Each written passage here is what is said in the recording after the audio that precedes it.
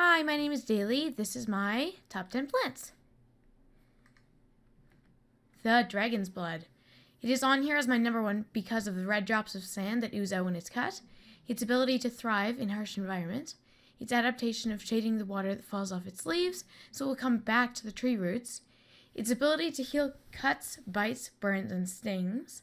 When you get some of its blood, the red drops of sand, you can rub it on where you got a bite, burn, or sting, and it creates an antibacterial white paste or latex. The walking palm. I have this plant on my list because I love the adaptation of it having stilt roots to be able to grow in swampy areas of the forest. I think it's such a good idea. The red mangrove. It has an extremely interesting adaptation to salt water. When the tide comes in, the roots close up, not letting any salt in, but letting water in. If any salt happens to get in, the tree pushes it out to a leaf. That leaf turns yellow and falls off. Also, it has stilt roots like the palm, and they help to keep mud in, increasing the amount of soil it grows in. The milkweed. It is on my list as number 4 because of its adaptation for killing caterpillars. The milkweed has a special milky-looking liquid inside its veins to kill caterpillars that try to eat them. Oh no, I went too fast. When the caterpillars are just born, because they're placed on a leaf by monarch butterflies, they crawl around and start to eat the leaf. When they try to eat a vein, a milky liquid covers them and makes it too sticky to move in, so it suffocates them. The odd thing is the monarch butterflies have not adapted to this, because the milkweed plant is the only plant that they will lay their eggs on. The boa prison tree. They are among the longest living life forms in Australia.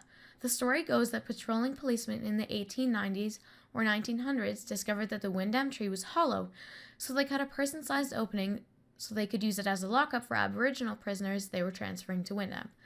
It grows in Western Australia. The boa tree has a wide variety of uses, and most parts are edible. It has medical products from the leaves, and the ability to store water throughout the dry season has been exploited.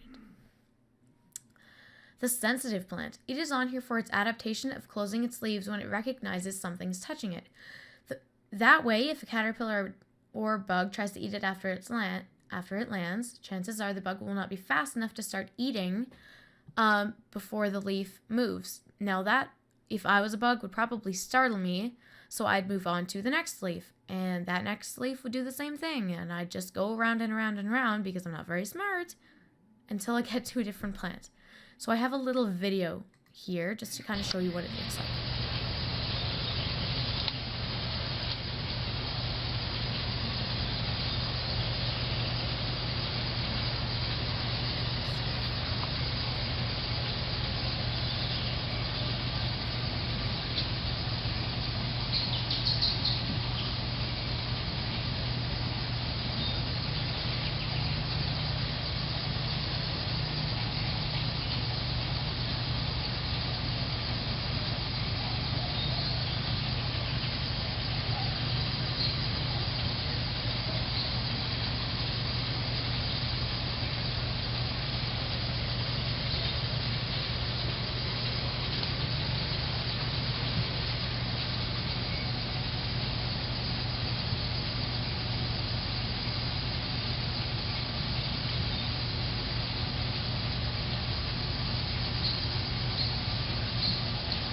Okay, so the sensitive plant.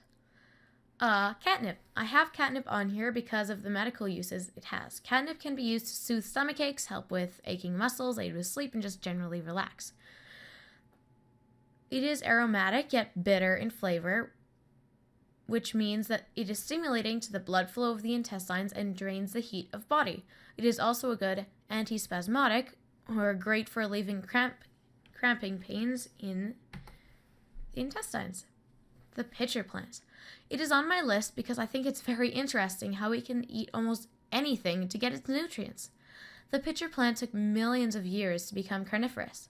The bug crawls up onto its side here and falls into the stomach full of acid juice where it drowns. In fact, the Newfoundland and Labrador province in Canada has the purple pitcher plant as its one and only floral album.